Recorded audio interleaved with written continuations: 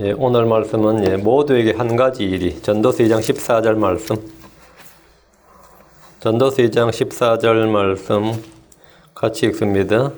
지혜로운 자의 눈은 그의 머릿속에 있거니 어리석은 자는 어둠 속에 다니나니 그들 모두에게 한 가지 일이 일어난 줄을 내가 직접 깨달았도다. 이제 보면 지혜로운 자의 눈은 그의 머릿속에 있거니요.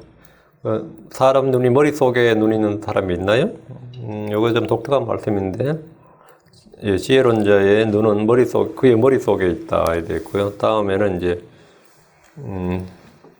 그들 모두에게 한 가지 일이 일어난다. 지혜로운 자는 어리석은 자에게 모두에게 한 가지 일이 일어난다 이랬는데, 기도하고 시작합시다. 모두에게 한 가지 일이 일어나나니입니다. 위대하고 거룩한 주 안에 감사합니다. 주의 첫날 아침에 이 자리에 주를 경배하기 위해서, 또 주의 말씀을 듣고 공부하기 위해서 이 자리에 모였습니다. 하나님께서 은혜와 긍휼을 베푸시고 복을 주셔서 이 주의 말씀이 저희 마음속에 넓게 또 풍부하게 쏟아부어지길 간구합니다. 주의 성령께서 함께 하시고 말씀을 잘 듣고 깨달을 수 있도록 도와주십시오. 아버지 하나님, 제가 늘 주의 기름 부음이 넘치길 원하며 또 주를 사랑하는 마음이 점점 증가되길 원합니다. 아버지 하나님께서 오늘 온종일 주의 성령으로 저희와 동행하여 주시고 저희에게 넘치는 기쁨과 은혜를 맛보게 해주십시오. 감사드리며 주의 성기도 합니다. 아멘.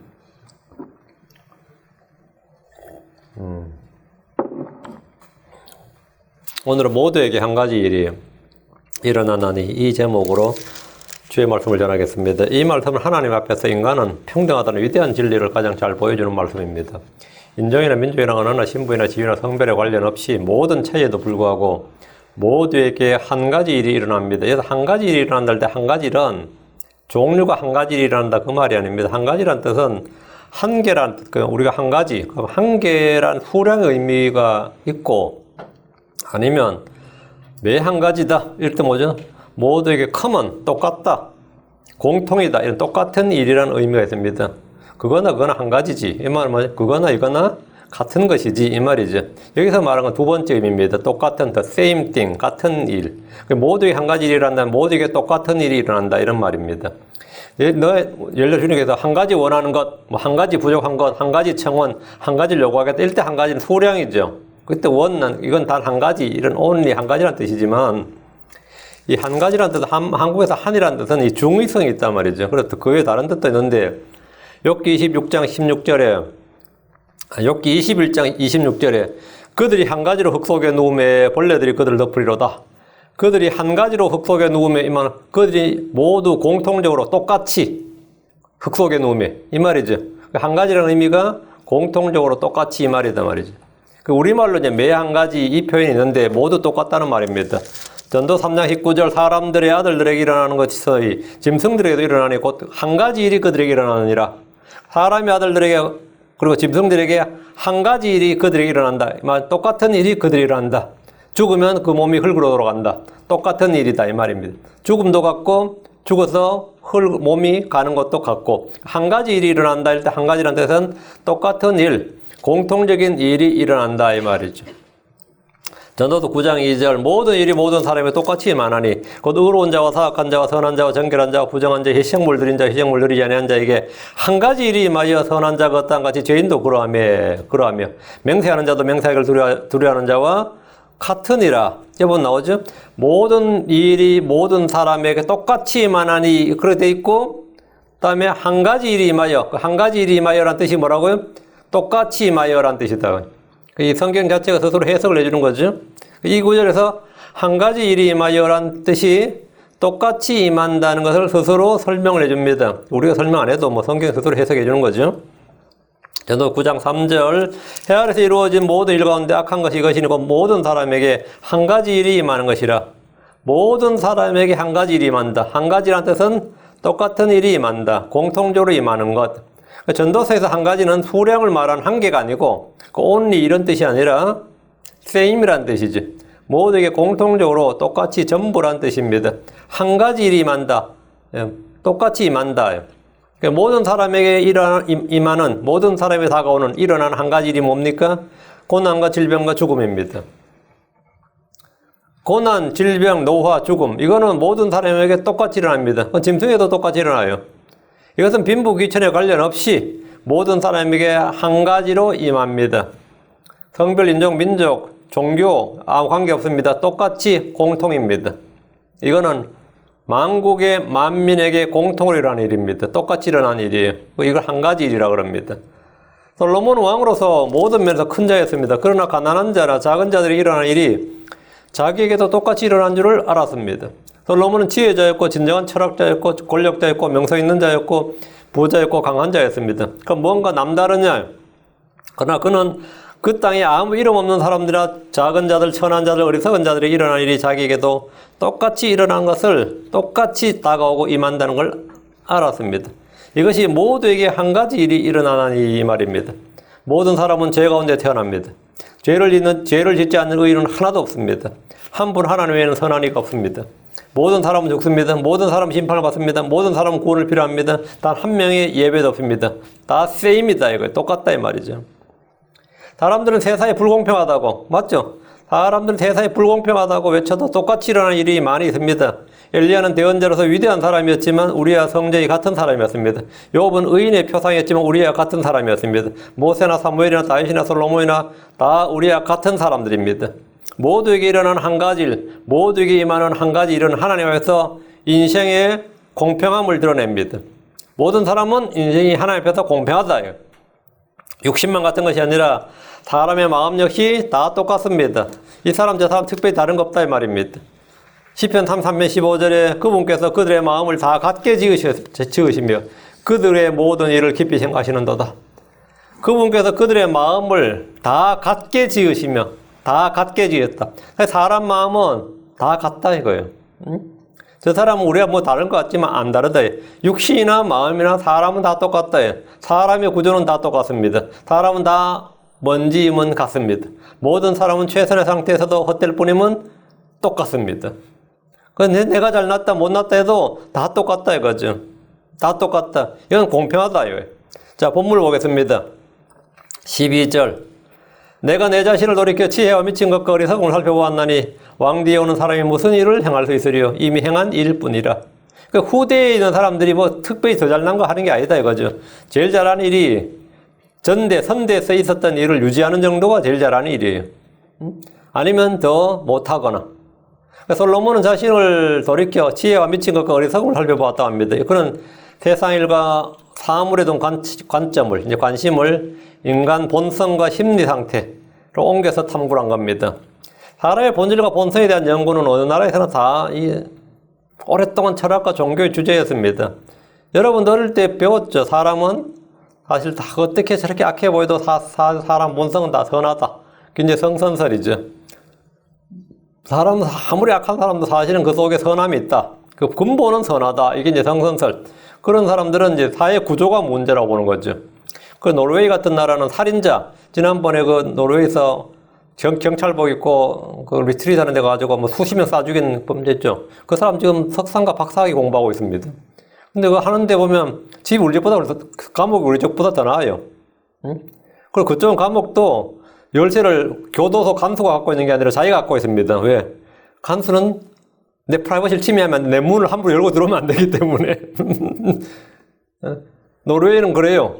교도소에 죄수가 자기 방 열쇠, 자기 집 열쇠를 따로 갖고 있고, 사람은 근본 선한데, 이 사회가 잘못해서 그런 이제 그 죄인들을 만들었다고 보는 거죠. 반면에 미국은 작년 한 해 7,500명이 감옥에서 죽었어요. 교도소에서 죽었어요. 근데 5,000명은 아직까지 판결이 안 난 사람이 5,000명이나 죽었어요. 심각한 거죠. 미국 전역 교도소에서 죽은 사람이 그 사형수대가 사형 집행으로 죽은 게 아니라 교도소에서 뭐 교도한테 맞아 지들끼리 싸워서 죽든지 뭐 그 얼마나 무서워요. 근데 그건 책임 안 진다 이거예요. 교도소 들어와서 일어난 일은 책임 안 진다는데 5,000명 재판도 제대로 못 받아보고 죽은 거라고. 응? 이게 시스템 정반대죠. 완전히. 응? 이게 성선설을 기본으로 한 나라들이 있고, 인간은 아무리 착해 보여도 사실은 그 속에 악함이 있다. 악함이 기본이다 이거야. 그게 성악설이라 그러죠. 근데 성경은 성선악설입니다. 그리고 이제 사람은 선하지도 악하지도 안 하고, 그 환경에 따라서, 받은 교육에 따라서, 아는 것에 따라서, 그 백지에 그림 그리듯이 뭘 그리면 이 그림 되고 정무라 그리면 정무라 되고 인무라 그리면 인무라 되고 뭐 풍경화 그리면 풍경화 되듯이 사람은 그냥 교육과 훈련에 따라서 이런 사람도 되고 저 사람도 된다. 이제 백지설 뭐 이 다양한 걸 듣고 배웁니다. 이거 우리가 만든 게 아니라 소위 성현들이라고 불린 철학자들이 주장한 것을 우리가 답습해서 그냥 배우는 거예요. 그렇게. 여러분은 우리 인간을 볼 때 어떻습니까? 자신을 볼 때 어때요? 사람 어릴 때보다 생각과 상상이 악합니다. 사람의 마음은 모든 것보다 거짓되고 극도로 사악합니다. 예레미야 17장 9절에 마음은 모든 것보다 거짓되고 극도로 사악하니 누가 그것을 알 수 있으리요? 이게 인간이다 이거죠.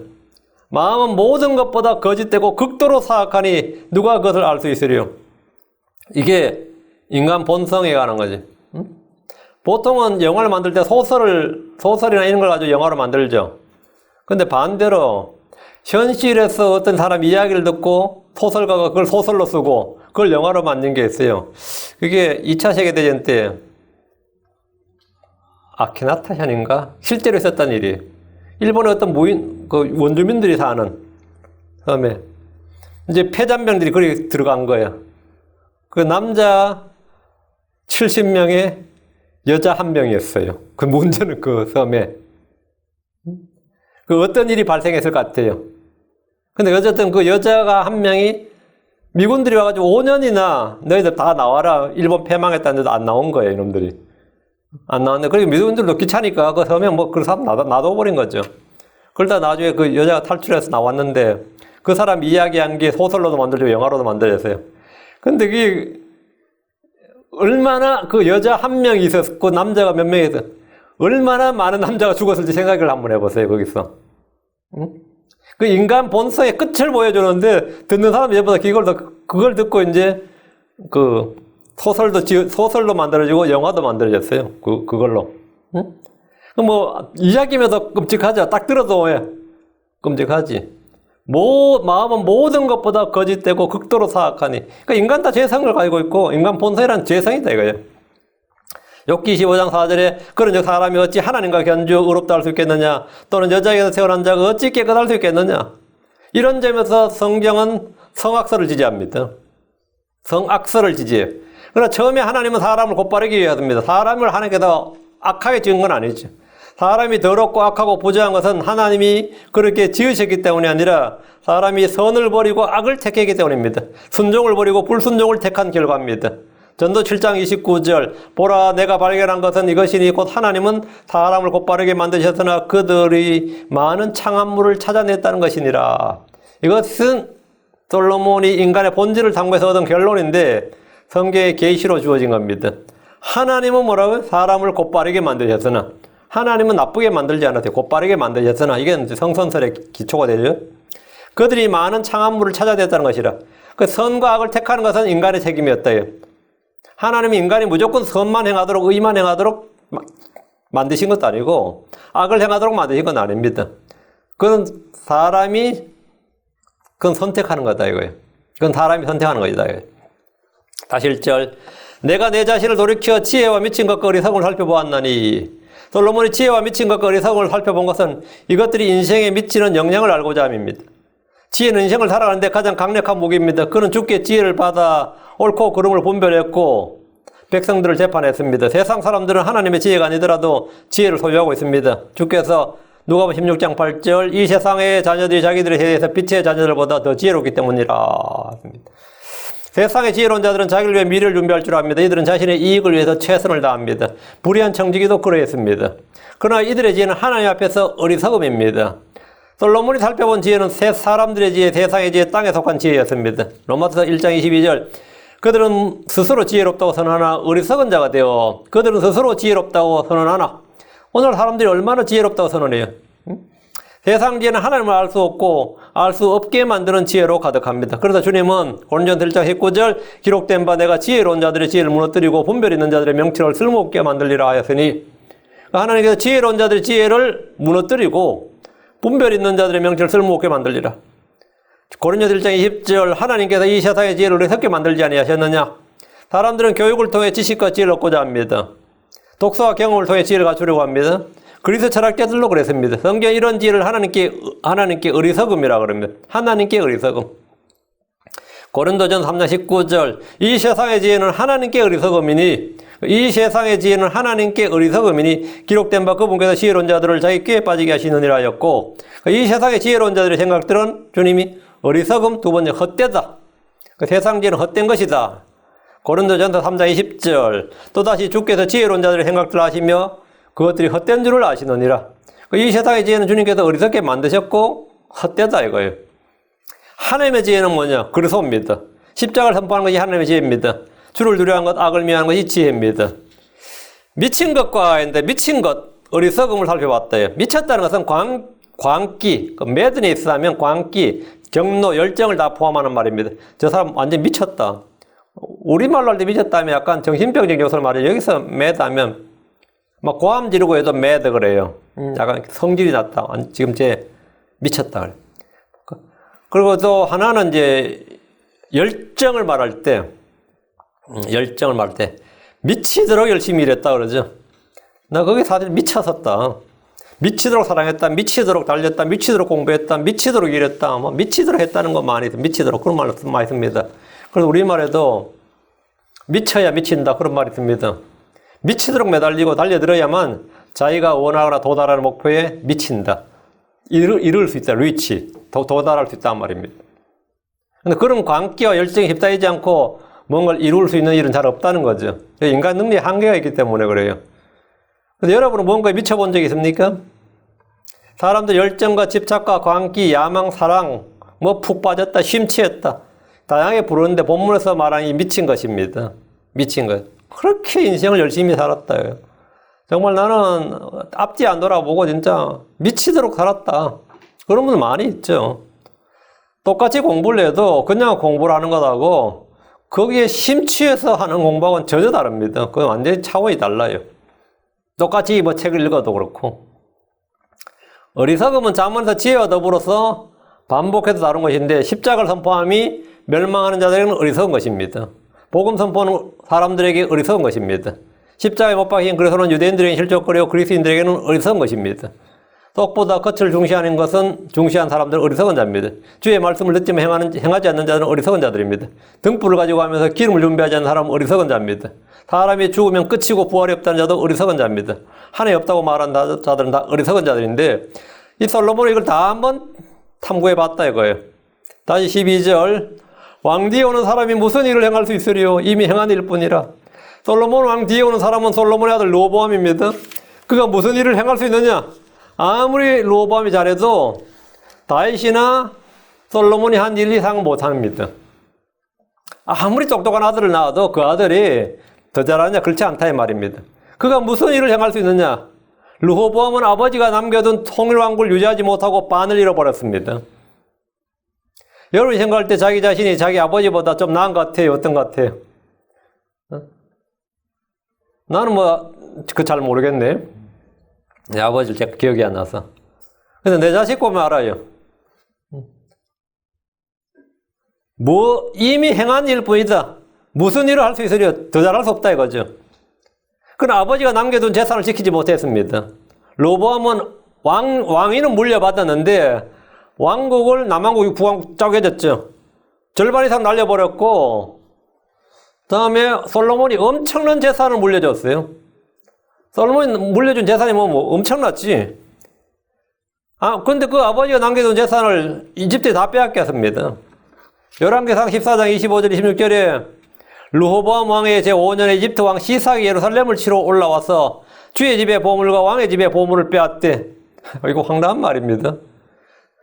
주의 집의 보물과 왕의 집의 보물을 빼앗대 다 빼앗고 또 전에 솔로몬이 만든 금방패들을 빼앗았으므로 솔로몬은 금으로 큰 방패 200개와 작은 방패 300개를 만들었지만 아들 르호보암은 그것들을 이집트에 다 빼앗겨 버렸습니다. 금방패를 다 빼앗겨 버렸어요. 그 금방패 지금 어디 있는지 모르겠네요. 그죠? 그건 영국에 다 빼앗겼나 이집트는? 다 빼앗겼어요. 다 빼앗겼다고. 왜 빼앗긴 것 같아요? 이스라엘이 이집트에서 나올 때 그들에게 금원을 빌려 나왔어요. 출애굽기 빌려 나왔어. 그거 지금 다 돌려주는 겁니다. 지금 여기서 다 이집트에서 다 회사로 온 겁니다. 그때 가져갔던 거 다 내놓으라 이거죠. 다 되갚은 거지, 이거.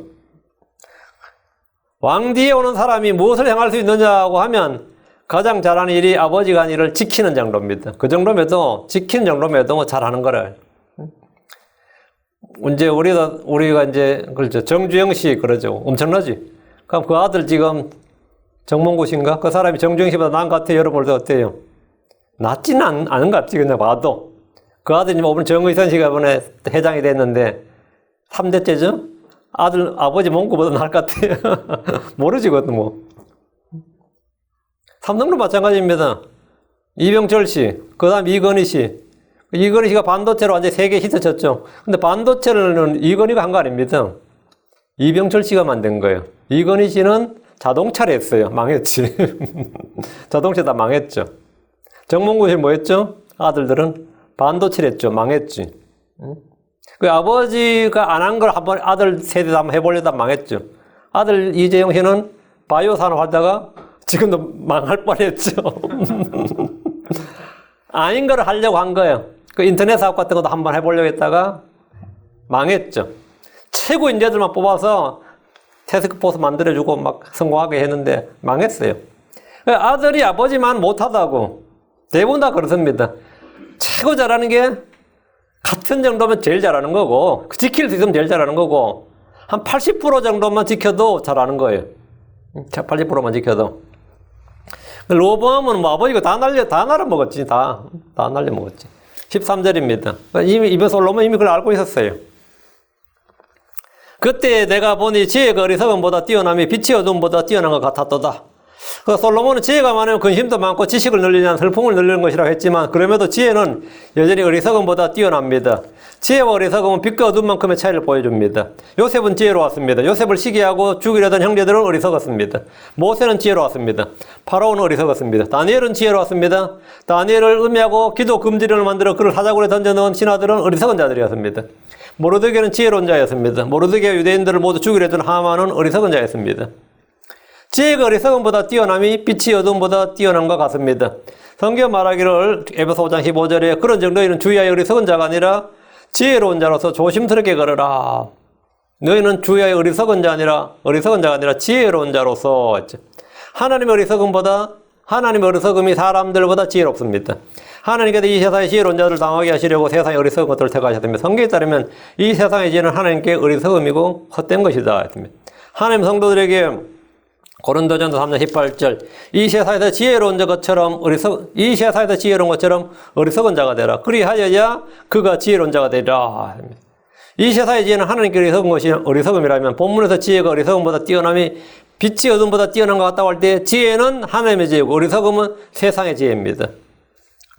세상의 지혜는 하나님의 어리석음이니까 하나님의 지혜는 세상의 지혜보다 뛰어나다. 이 말을 지혜가 어리석음보다 뛰어나다. 이것은 빛이 어둠보다 뛰어난 것 같도다. 이렇게 표현한 겁니다. 뭐 이건 그냥 딱 와닿을 겁니다. 예. 그 하나님의 지혜와 세상의 지혜는 빛이 어둠보다 뛰어난 것 같습니다. 우리는 낮의 자녀고 빛의 자녀들입니다. 에베소 5장 8절에 너희가 한때는 어둠에서 이제는 주 안에서 빛이니 빛의 자녀들로서 걸어라. 또 데살로니가 5장 5절에도 너희는 다 빛의 자녀요 낮의 자녀니라. 우리는 밤이나 어둠에 속하지 아니하는 이였습니다. 하나님은 빛들의 아버지십니다. 14절입니다. 지혜로운 자의 눈은 그의 머릿속에 있거니 어리석은 자는 어둠 속에 다니나니 그들 모두에게 한 가지 일이 일어난 줄을 내가 직접 깨달았도다. 지혜로운 자의 눈은 그의 머릿속에 있다. The wise man's eyes are in his head. 그 wise man의 눈은 그의 머릿속에 있다. 우리가 눈이 있죠. 우리가 지금 눈을 갖고 있는데 눈으로 본다고, 이거 보라고 한다고, 이 다 보이는 게 아닙니다. 여러분을 미술관에 가서 그림 보면 다 보여요? 그 그림이 뭔지 다 보여요? 우리는 거기에 대해서 적이 없는 사람은 까막눈입니다. 여러분 건축 도면을 쫙 보여주면서 보면 잘 봐, 그러면 잘 봐. 보여요? 아니면 여러분이 이 반도체 설계를 해놓은 걸 딱 보여준다든지, 어느 디자인 해놓은 걸 딱 보여주는데, 어떤 사람 그걸 보면서 딱, 와, 하는데, 어떤 사람은 보나 마나지. 응? 그냥 선만 쭉쭉 그려져 있고, 그렇죠? 그냥 선이지, 그냥. 그 사람이 그냥 선이야, 선.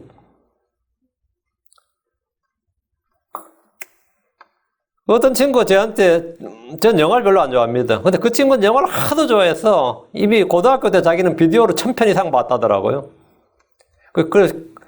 근데 나를 자기 어디 영화관을 데려갔는데 자기가 돈 내고 팝콘 사고 오징어 사고 다 해요. 근데도 나는 튕겨. 뭐 하나 보냐 그러고. 고맙다가 아니라. 자기 혼자 보기 그래서 날 데려갔는데 하여튼 뭘 봤어. 재미없더라고요. 근데 재미없고 보고 나서 내가 짜증을 막 냈다고. 근데 시간 버렸다고. 응? 근데 그 친구가 이제 나한테 이야기를 해주더라고. 네가 놓친 게 뭔지를. 같은 시간에 같은 장소한테 같은 걸 봤죠, 지금? 근데 자기는 보고 나는 못 본 걸 이야기했는데, 들어보니까, 그게 그런 거였냐? 내가 왜 그걸 재미없다고 했느냐면, 내가 보는 눈이 없었다, 이 말이죠. 나중에 자기는 그러더라고. 자기는 이제 하도 봐가지고, 그냥 내용 스토리 보는 거는 그냥 딱 보면 다 아는 거고, 자기 카메라 기법까지 다 보이는데, 그 연기자가 연기할 때, 카메라 감독이 어떻게 카메라로 찍었는지 카메라 기법까지 자기 다 보인다는 거야. 내 눈에 이게 보이겠어요? 안 보이겠어요? 안 보이지. 지혜로운 자의 눈은 그의 머릿속에 있다. 그 말은 뭐죠? 사람의 눈은 누구나 머리에 있는 건 맞지만 머릿속에 있다는 말은 좀 독특한 말씀이죠. 지혜로운 자나 어리석은 자나 인종이나 성별에 관계없이 사람의 눈은 위치가 다 똑같아요. 지혜로운 자의 눈이 머릿속에 있다는 말은 육신의 눈의 위치를 말하는 게 아니고 보고서 깨닫는 마음, 즉 지각의 눈을 말하는 겁니다. 지각의 눈을 말하는 거예요. 아는 만큼 보인다 그러죠. 내 머리로 아는 것만큼 눈이 본다고요. 제가 이 군에 있을 때 우리 군에서 제일 유행했던 책이 우리 문화유산 답상기란 책이었습니다. 여러분 혹시 읽었는지 모르겠는데 국립박물관장도 했던 문화재 청장도 했던 유누군데 이름. 그분이 1, 2, 3번도 쓰고 1번 거도 써놓고 저는 그거 읽고 진짜 엄청 놀랐어요. 그거 읽고 진짜 뭐가 확 달라지더라고. 근데 우리 그거 다 읽었거든요. 왜? 그런 책은 잘 팔린 책이 아닌데 워낙 잘 썼어요. 워낙 잘 썼는데다가 사람들이 이제 눈을 띄워주는 책이었어. 문화에 관한, 문화유산에 관한. 그 사람 글 읽고 나서 그 그림을 딱 봤을 때, 그 사람이 보이더라고. 코너를 도는 어떤 사람, 그게 코너로 도는 어떤 사람이 붓으로 근데 아주 작게 그려가지고 봐도 전혀 못 봤어요. 근데 그 사람 글 읽고 나서 보니 그게 보이는 거예요. 그 사람 글 읽고 나서 보니. 근데 그런 그 책을 혹시 관심 있는 분 한번 읽어보세요. 우리 문화유산 답사기. 응? 근데 어쨌든 머리에 있어야지 보인다 이 말이에요. 그 말 한마디로. 그 말은 우리 눈은 어디 있다고? 그의 마음속에 있다고. 성경도 마찬가지예요. 독서도 마찬가지. 똑같은 독서를 해도 누구는 읽어내고 누구는 못 읽어냅니다.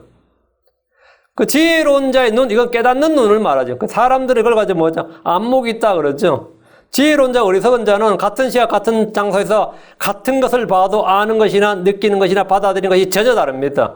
똑같은 사건을 보고 똑같은 영화나 연극이나 책을 봐도 본 것이 같지 않습니다. 듣는 것도 마찬가지입니다. 같은 시간에 같은 말, 같은 연설, 같은 설교를 들어도 사람마다 들은 것이 다 다릅니다.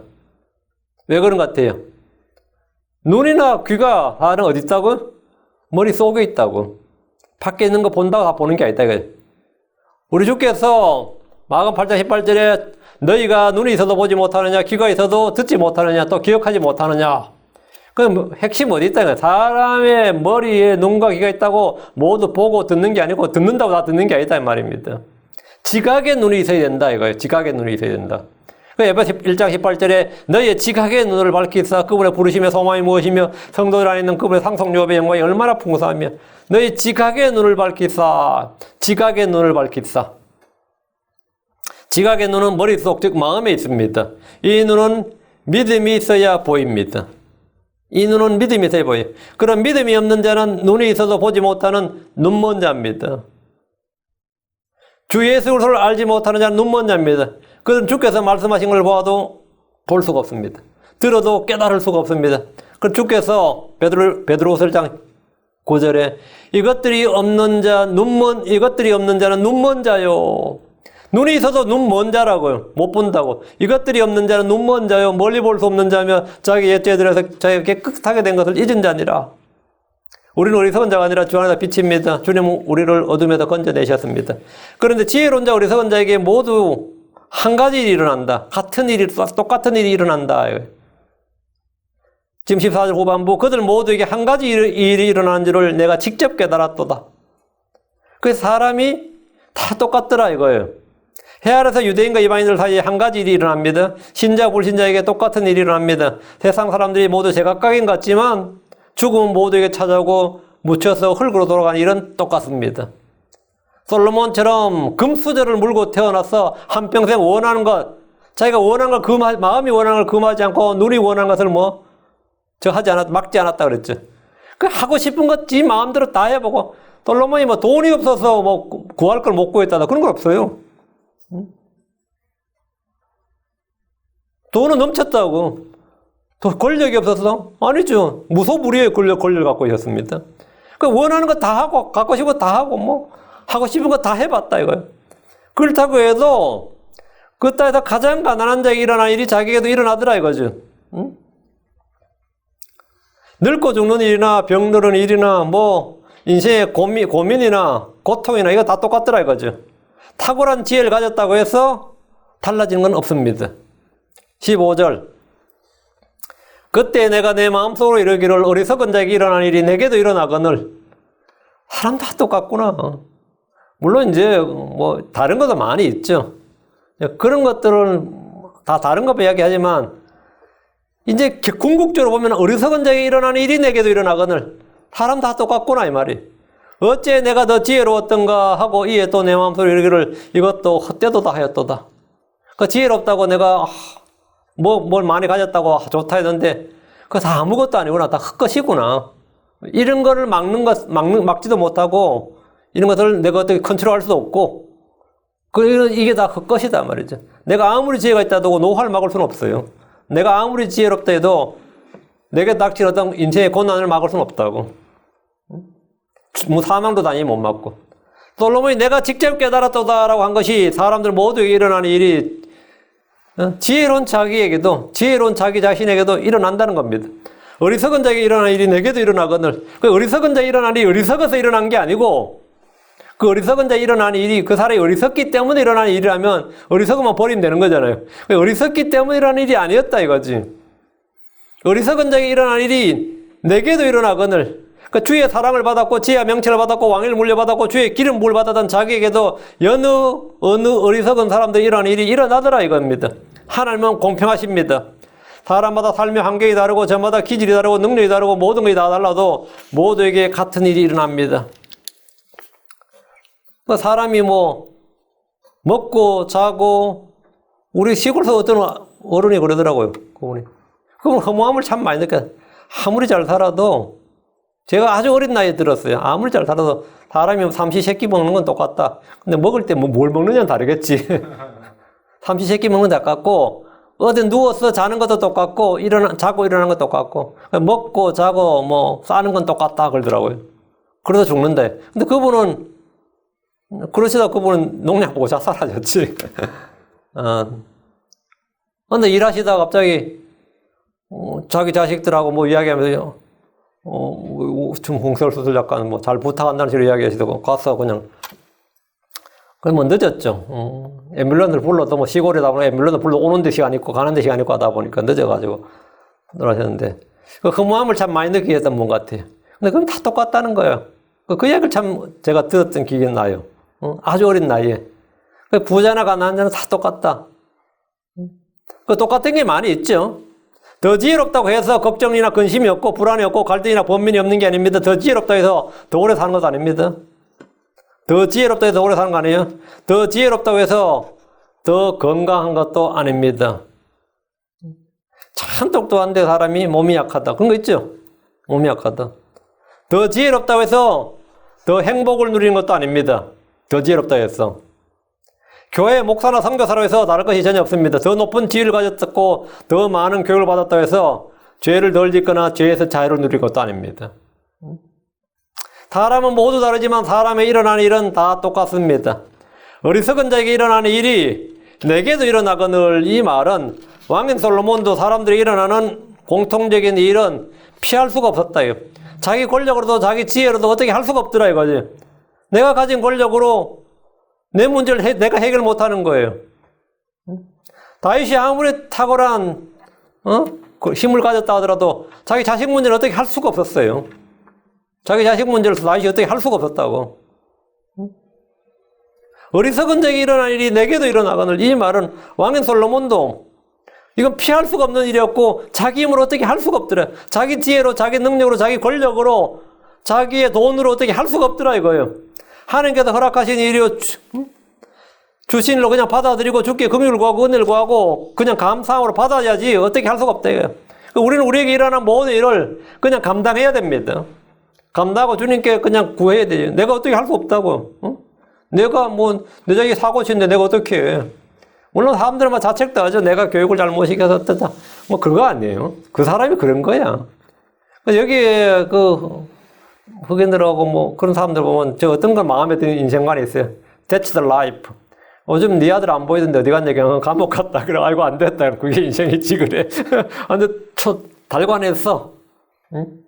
우리나라 사람들 갔다 와서 완전히 막 속이 끓어서 그 사람이 스트레스를 먼저 죽을 거야. 가목 간 아들보다 밖에 있는 감옥에 없는 사람은 이 사람, 아들은 감옥 갔는데 자기는 마음의 감옥에 갇혀서 죽는데, 그렇지 않은 사람이 많더라고. 어떤 애들. 제가 전에 어떤 교회를 갔는데 그분 아들이 성경 공부가 끝나고 어르신이 자기 아들에서 기도 좀 해달라고 그러더라고요.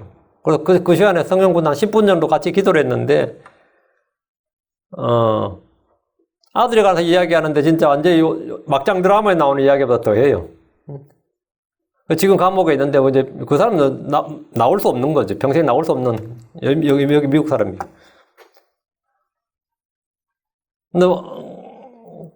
근데 그냥 그 사람이 그냥 그 아들이 그 교도소에서 그 하나님을 만나고 어떻게 좀 바뀌도록 기도를 해달라고 그 이야기를 하는데, 이야, 어떤 사정인가 짧게 이야기하는데 완전히 듣는 사람이 진짜 얼굴을 못 들 만큼 또 누구를 목 졸라 죽이고 누구를 뭐 해 죽이고 이야기하는데, 이번에 또 교도소에서도 또 그 누구가 해가지고 또 목을 졸라서 해가지고 또 어떻고 그렇죠. 사고 치니까 거기서도. 근데 근데 그분은 엄청나게 그 교회에서도 다 인정받는 믿음의 사람이에요. 그 교회에서 진짜 다 인정받는 믿음의 사람이고, 기도시킬 때 기도하는 거 봐도 진짜 영적인 사람이고, 그 교회에서 성경 교사 할 때 그 사람 항상 그 리더가 되고 그래. 근데 그건 어쩔 수 없어요. 이거 어쩔 수 없어요. 근데 나에게는 괜찮냐? 다윗도 지 아들 준 살인자, 간음자 막 속출하고 반역자 막 나오잖아요. 속출하는 거죠. 어째 내가 더 지혜로웠던가? 이 말은 지혜를 가진 것을 후회하는 말은 아니에요. 지혜를 가진 걸 후회한 게 아니에요. 어째 내가 더 지혜로웠던가? 이 말은 지혜의 한계를 말하는 겁니다.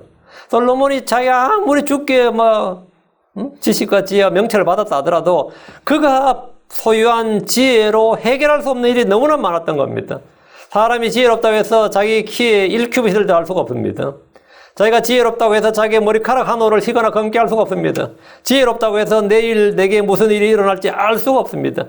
내가 더 지혜롭다고 해서 나의 날들을 더 길게 할 수도 없고 인생을 바꿀 수도 없습니다. 그런 것들을 깨달은 솔로몬은 어째 내가 더 지혜로웠던가 이랬던 겁니다.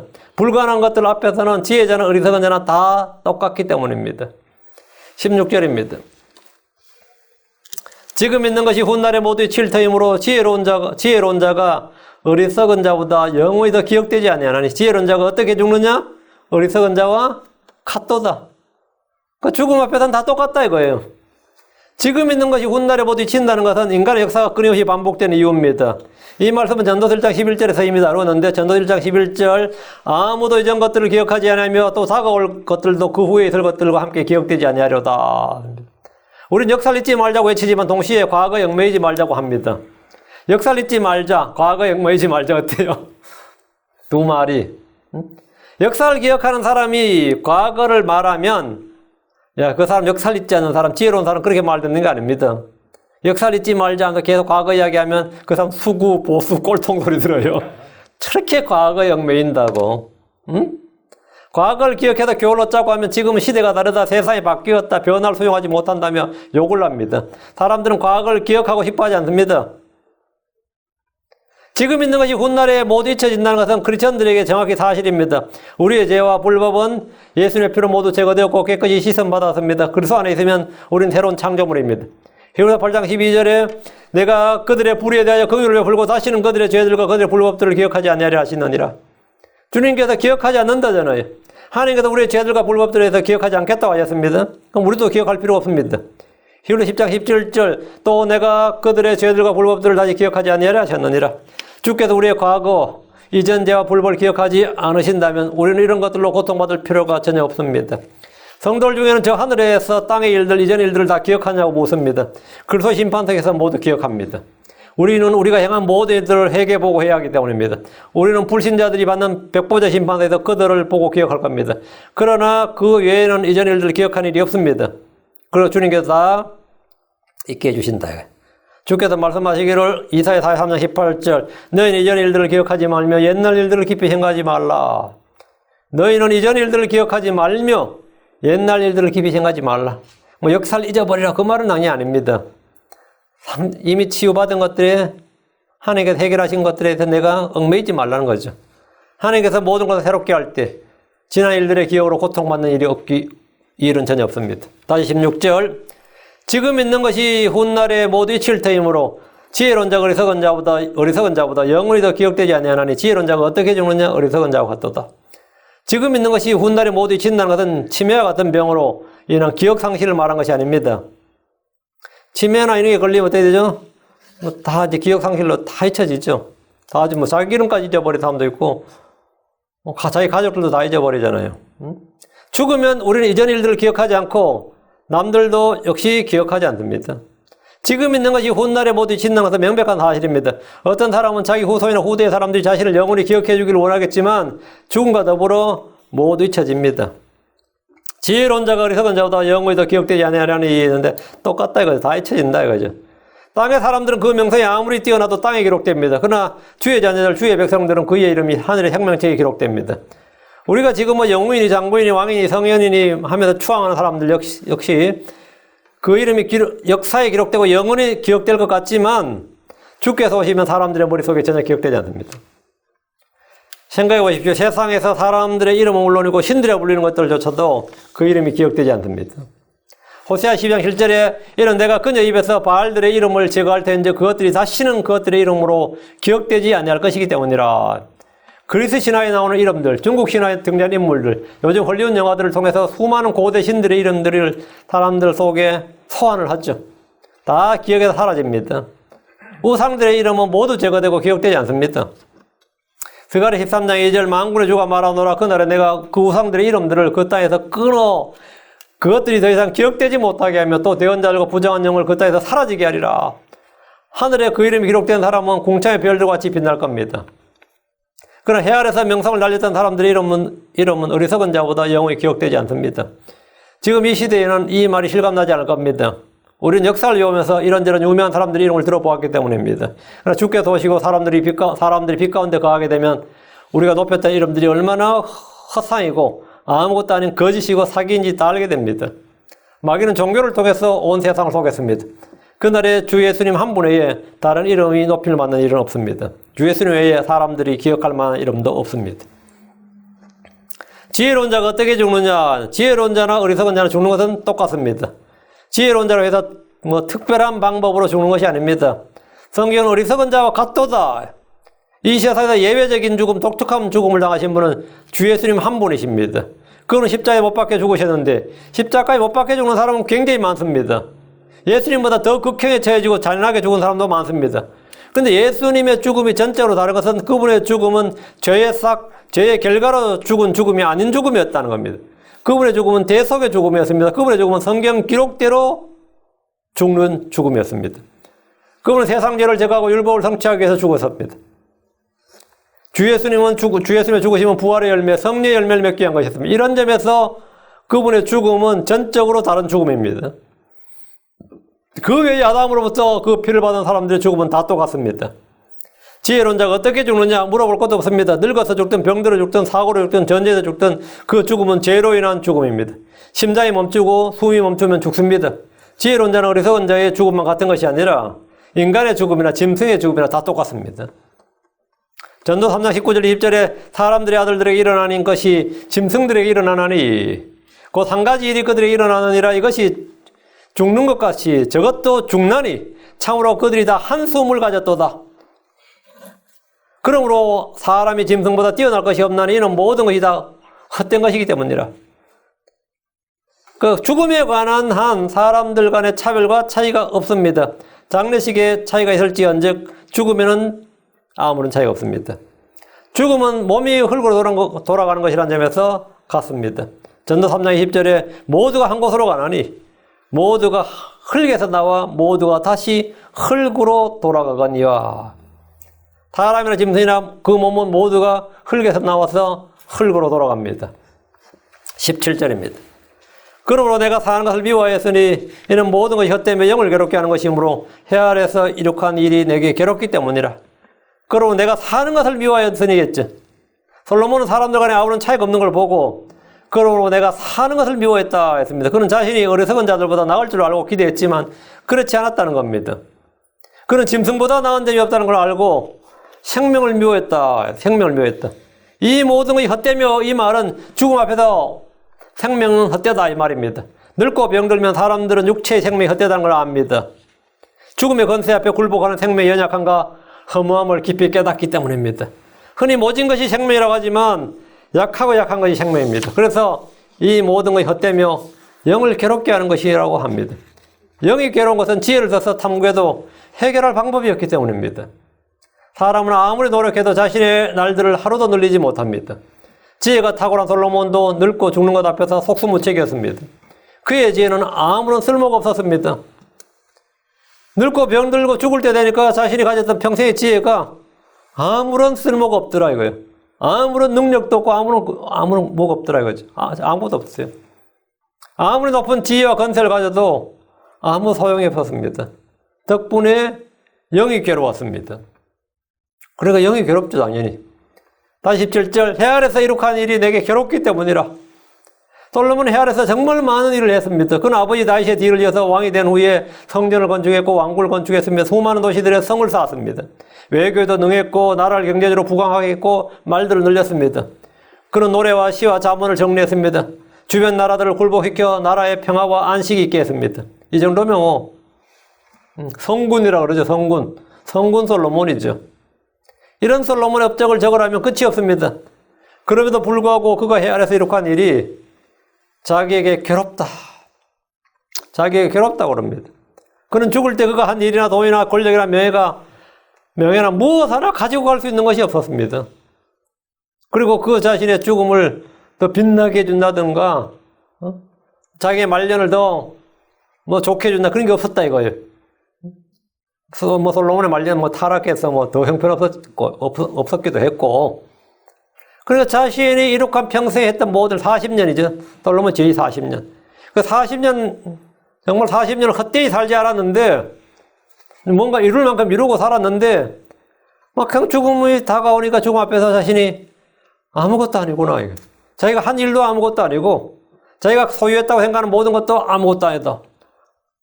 여기서는 완전히 유스리스예요. 완전 무기력한 거예요. 이 장면에서는 자기나 가난한 자나 어리석은 자나 세임이야. 똑같아. 조금도 다르지가 않은 거예요. 조금도. 그 했는 것들 한국 갈 때 빈손으로 가는 건 똑같더라 이거예요. 권력을 가지고 갈 거야, 명예를 가지고 갈 거야, 아니면 돈을 가지고 갈 거예요. 지혜를 가지고 가냐? 아니다 말이죠. 업적을 가지고 가는 건 아니에요. 물려주고 가는 거지. 디모데전서 6장 7절에 우리가 이 세상에 아무것도 가지고 오지 아니하였은즉 아무것도 가지고 가지 못할 것이 확실하니 우리는 아무것도 가지고 가지 못합니다. 이 부분에 대해서 좀 우리가 이 사고가 좀 건전해야 돼. 확실해야 됩니다. 우리는 아무것도 가지고 가지 못한다. 근데 이 신자 불신자에는 차이가 있어요. 솔로몬 같은 지혜자와 가난한 자는 차이가 없을지 몰라도 신자, 불신자가 우리가 아무것도 가지고 가지 못한다는데 우리가 신자들은 뭔가 가지고 갈 수 있는 게 있다 이거예요. 우린 빈손으로 세상을 떠나지 않습니다. 계시록 14장 13절 또 내가 들으니 하늘로부터 한 음성이 나서 내게 이르되 기록하라 이제부터 주 안에서 죽은 자들은 복이 있도다 하시며 성령께서 이르시되 그러하다 이것은 그들의 수고를 그치고 안식하게 하려 함이니 그들의 행위가 그들을 뒤따르리로다. 자, 주 안에서 죽는 자들은 복이 있다고요. 빈손으로 허무하게 죽는 게 아니라 그들의 행위가 그들을 뒤따르리로다. 그러니까 성도들이 주 안에서 하는 믿음의 행위, 사랑의 수고, 인내의 소망. 이건 전부 다 뭐라고요? 뒤따른다고. 그들을 뒤따른다고. 그들의 행위가 그들을 뒤따르더라. 우리가 행한, 주 안에서 행한 선한 행위들, 의로운 행위들은 전부 다 뒤따른다고요. 우린 빈손으로 가지 않는다고. 저 하늘에 우리가 쌓아둔 보화들이 있고, 뭐가 있다 이거죠. 있다 이거예요. 그러니까 불신자들은 죽을 때 뭘 가지고 갑니까? 불신자는 죽을 때. 빈손으로 간다 그러죠. 빈손으로 안 갑니다. 빈손으로 왔으니 빈손으로 간다. 이건 육신에 가는 것이고, 그들의 뒤를 따른 것이 있습니다. 우리의 행위가 우리를 뒤따르듯이, 불신자들도 마찬가지예요. 디모데전서 5장 24절. 어떤 사람들의 죄들은 미리 드러나 먼저 심판으로 하고, 어떤 사람들의 경우는 그 죄들이 그 뒤를 뒤따르니, 어떤 사람들의 경우는 죄들이 그 뒤를 따르나니, 죄들이 그 뒤를 따른다고. 죄들이 그 뒤를 따른다고. 그들의 행위가 그들을 뒤따른다. 불신자들도 마찬가지, 죄들이 그들을 따른다 이거예요. 끌어놓고 죽으면 끝이지 않는데 죽어도 끝이 아니다. 죄들이 그들을 따라서 같이 간다 이거예요. 이 죄들이 그들을 따라가지 못하도록 단절을 이 죄의 사슬을 끊어놓을 수 있는 분, 끊어주시는 분이 누구냐? 그게 바로 예수님이지. 그 예수님의 피의 권세가 죄들이 우리를 뒤따르지 못하도록 끊어놓는 겁니다. 그리고 우리에는 주 안에서 행한 일들이, 성령 안에서 행한 일들이 전부 다 우리의 뒤를 따라서 하늘로 가는 겁니다. 하늘로 가는 겁니다. 그래서 우리는 죽을 때 괴롭기 때문이라 이게 아니라 기쁨 가운데, 소망 가운데 그렇게 죽는 겁니다. 예, 그렇게 죽는 거예요. 성도들에게 가장 확실한 복입니다. 오늘 모두에게 한 가지 일이 있는데 여러분이 잘 기억하시고, 예, 모두에게 한 가지 일. 모든 사람은 다 태어날 때부터 다 다른 것 같지만 사실은 또 다 똑같은 것들도 있다. 다 똑같은 것들도 있다. 하나님 앞에서 모든 사람은 육신도 똑같고 마음도 똑같습니다. 똑같습니다. 기도하겠습니다. 위대하시고 거룩한 주 하나님 감사합니다. 오늘 말씀 선포했습니다. 선포한 모든 말씀들이 성도들 가운데 잘 전달되고 또 잘 받아들여지게 해주시길 간구하고 저희 지각의 눈을 열어주시고 또 열린 귀를 주시고 또 열린 마음을 주시고 깨닫는 마음을 허락하여 주시길 간구하고 주의 말씀 허투루 듣지 않고 언제나 믿음과 잘 결합해서 마음에 쌓아둘 수 있도록 인도해 주십시오. 오늘 온전을 주의 영으로 저를 충만케 해 주십시오. 감사드리며 주의 성기도합니다. 아멘.